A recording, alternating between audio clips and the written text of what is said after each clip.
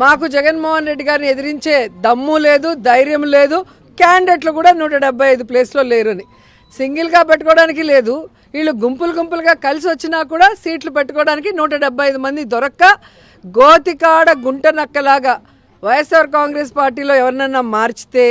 వైఎస్ఆర్ కాంగ్రెస్ పార్టీలో ఎవరైనా గొడవలు పడితే, వైఎస్ఆర్ కాంగ్రెస్ పార్టీలో సీట్ లేదని ఎవరైనా అలిగితే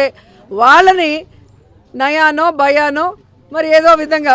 డబ్బిచ్చో లేదా ఏదో ఒకటి చెప్పుకొని వాళ్ళని తీసుకెళ్ళి పదవులు ఇచ్చుకోవడమే తప్ప ఈరోజు తెలుగుదేశం పార్టీకి జెండా మోసినోడో లేదా తెలుగుదేశం పార్టీ మళ్ళీ అధికారంలోకి వస్తుందన్న నమ్మకంతో నాకు టికెట్ ఇవ్వండి అని అడిగేవాడో ఎవ్వడూ లేడు. సో దీన్ని బట్టి అర్థమవుతుంది, అటు తెలుగుదేశం కానీ ఇటు జనసేన కానీ ఇప్పుడు కొత్తగా వచ్చిన కాంగ్రెస్,